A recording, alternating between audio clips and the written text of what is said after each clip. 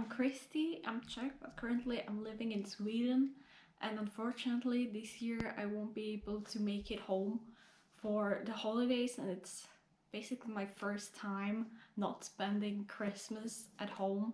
So I thought about making this video to think of what I'm missing this year, and I thought about dividing the video into three main parts: to talk about food, talk about traditions and superstitions connected to mostly the Christmas Eve, and Christmas media.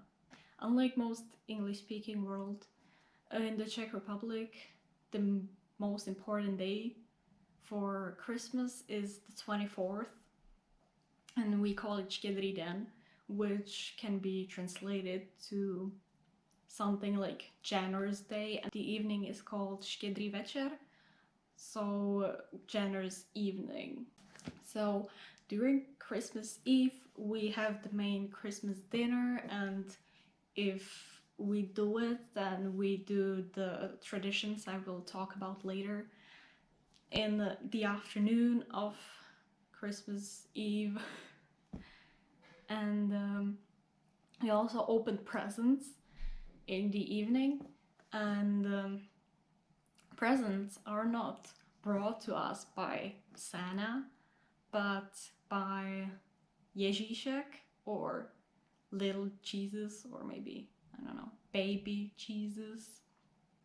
And the 25th is mostly reserved for visiting other relatives like grandparents and like broader family, where we have a big lunch with them, and it's mostly have a lunch of roasted duck with dumplings and cabbage.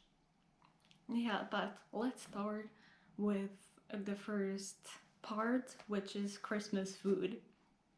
We have a lot of traditional Christmas food. Mainly it's the Christmas cookies. Basically start baking those during December. Times like do a few different types. We mostly do like, I don't know, 4 or 5 types, which are the Lindt Christmas cookies, you can see here, little vanilla rolls, bear paws, coconut kisses, and wasp nests, which are my favorite Christmas cookie. It's quite difficult to make, and I don't really understand why they are called wasp nests, because they resemble more beehives than wasp nests. Another traditional Christmas food is Vánočka, or the sweet Christmas bread, and it is a sweet pastry that's made from 3 to up to 9 streams of dough, and made mostly in 3 layers, and each layer and each stream has their own specific meaning. So on the bottom level you have 4 streams braided together, which represent the 4 elements: air, water, fire, and earth. And then the middle layer has 3 braids. They symbolize wisdom, will, and emotion. And the top layer is made of the 2 remaining streams, and they represent knowledge and love. This is the traditional Vánočka, made out of the maximum 9 streams, but you can also make them out of less if you don't want to braid that many. Vanochka is made out of raised dough, and inside you can put crushed almonds and raisins and sugar on top, and it's really good to eat it with butter. Now, moving on to the Christmas Eve dinner. Traditionally, now almost everyone has some type of fish, mostly carp, with potato salad for dinner. But historically, that's not been the case because fish were food for fasting, so it wasn't very common to eat fish. And like, if there was some meat, it was some other meat than fish. But apart from meat, also the dishes that were included were made of peas, lentils, and whole grain. One of the traditional dishes that's been a part of the Christmas dinner, but now for some families we eat it for lunch. It's the Christmas scuba, which is made out of whole grain, mushrooms, garlic, and butter. And it's baked in the oven and ate with pickles on the side. There is a long tradition that people should fast the whole 24th until the evening, so the dinner is the first meal that they eat for that day. And if you manage to not eat anything until the Christmas dinner, it is said that you will see the golden piglet. I found that the golden piglet is apparently an old Slavic superstition. Back then, pig was a symbol connected to worshipping the sun, and it was a symbol of abundance. So if you saw the golden piglet, you could expect to have abundance the next year. Nowadays, it is a tradition to eat carp with potato salad for dinner. Most popular way to eat it is to fry the carp, but it's also common to grill it or prepare it in some other way. And some families don't really like eating carp, so they replace it with salmon or some other sweet water fish, or just have schnitzels, pork or chicken schnitzels, if they just don't like fish at all. And potato salad is one of the traditional Czech side dishes. Now, every family has their own potato salad recipe and the ingredients that they put into it. And some people have quite strong opinions on what can go into a potato salad and what just cannot go into a potato salad. I think that the base that you have in almost every potato salad is potatoes, carrots, pickles, and eggs, and then based on your tastes and on your family recipe, you can put in, for example, onions, peas, corn, celery, ham, and some other stuff, but be prepared that some people could fight you over an ingredient that you think does fit into it and the other does not think it fits into it. Some families also have fish soup as an entree for the dinner. The broth is mostly made from the head of the carp and fish eggs. And for dessert, you can have some more Christmas cookies or the Vanochka Christmas bread. Also, there is one superstition connected to Christmas dinner, which is that you cannot stand up and go fetch something or go to the toilet or something after the dinner starts. You have to wait until everyone is finished with the dinner. And the meaning of this is that If you stood up and went away, then it could mean that you don't get to live to the next Christmas dinner next year. So it's always really important to have everything ready on the table before we start eating, or have it somewhere close that we can grab without standing up. And this brings me nicely to the second part, which is traditions and superstitions connected with Christmas. I already mentioned some, but there are so many more. The first one is popular in other countries outside of the Czech Republic as well, and that is pouring molten lead into water to see what awaits you in the next years. You can also replace the lead with wax if you don't want to pour lead. And we normally pour just candle wax, and almost every year I just get this flat blob that just says nothing. Maybe I'm just really bad at pouring the wax, so I never get any good prediction for the next year. I don't know.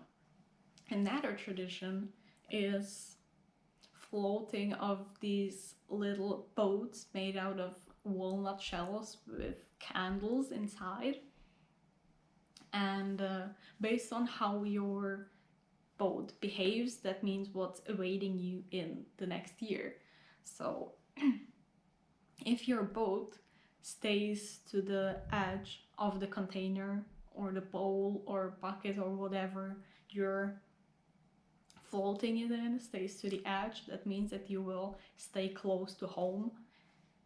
On the other hand, if it starts going out from the edges, it means that you're gonna move or travel abroad. And if your boat meets another in the water, that represents love or friendship. And also, if your boat manages to sail all the way up to the other side of the container, that means that you will succeed and get everything that you've wished for. But there are also negative meanings to what your boat can do. The obvious is if it turns over and the candle goes out, that symbolizes illness. If the boat just keeps circling around, it means that you're indecisive. And if your boat is in the middle of like a circle of the other boats, it means that you need protection. This tradition is actually really fun, and we always kind of encourage our boats to do something, because sometimes they just don't do anything. It's like you wanted to do something, not turn over, but like do something. And if you have some spare whole walnuts and some candles, you can also try it. It's fun. And the last tradition that I will mention here is cutting of apples. So you basically take your apple and cut it like this in the middle and see how the apple core looks like.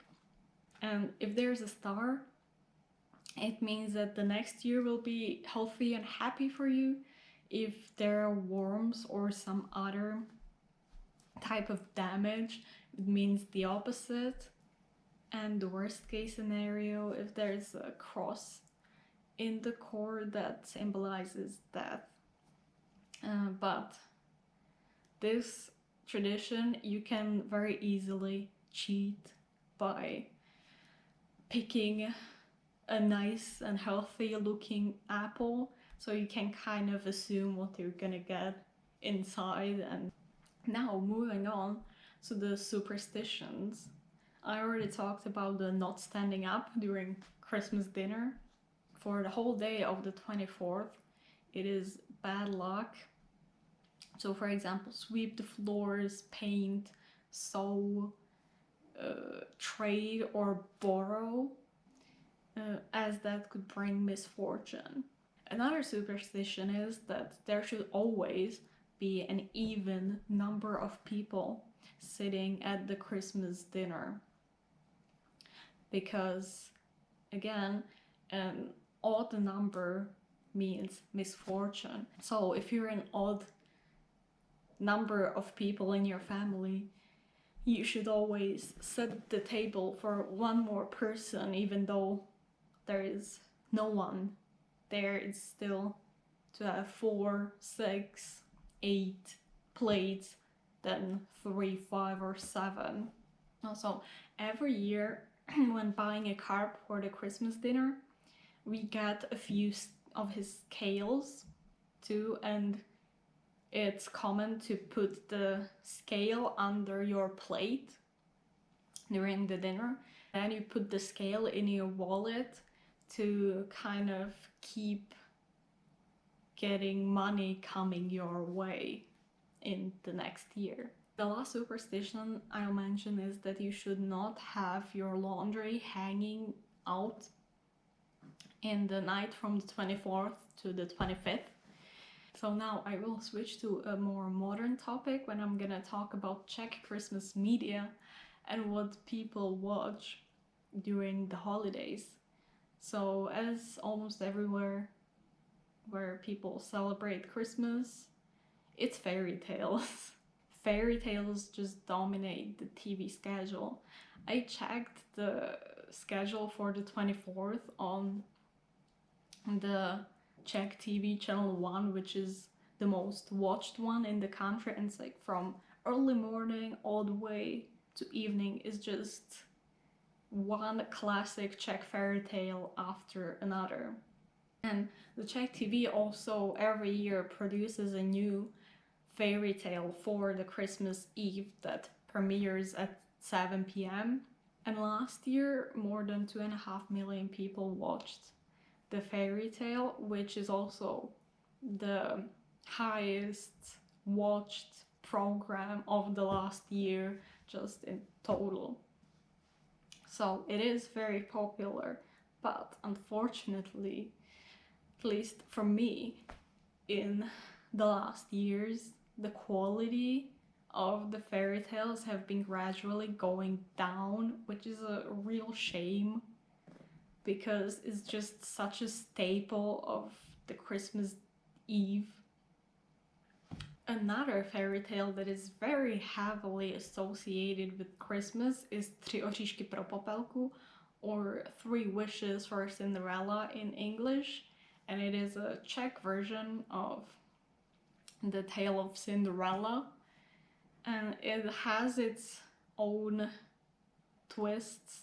Instead of a fairy godmother, she gets 3 magical nuts that contain different clothes that she uses throughout the movie, and so one of them is the ball gown. Why it became so connected to Christmas is because it is set in winter, and it just has a lot of the shots take place in nature, so you have just so much snow and a really nice soundtrack that makes you feel cozy. The film is also quite popular in Germany. Oh, I forgot to mention that the movie was made in the 1970s, and it's a co-production of Czechoslovakia and East Germany, and also had some German actors, and some locations were in East Germany. So it is also quite popular there in Germany. And surprisingly in Norway, where apparently it's dubbed by just one person, and that somehow adds to the charm of the whole movie for Norwegians, or at least that's what I read. And the last movie I will talk about is another classic, but not a fairy tale, and that is the movie Pelíšky, or Cozy Dance in English. It starts during Christmas 1967 and follows two families that live in the same house but are completely different in their political beliefs.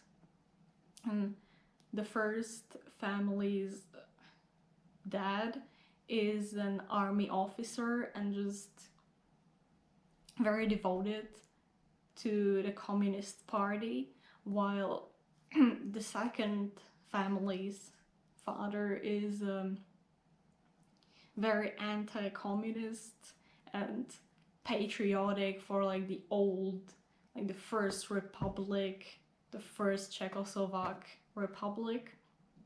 And this creates conflict between the two families, but also inside the families, because not everyone in the army officer family is also so pro-communist as he is. So it creates problems. And the movie then continues through spring 1968 up till the start of the Soviet occupation in August 1968.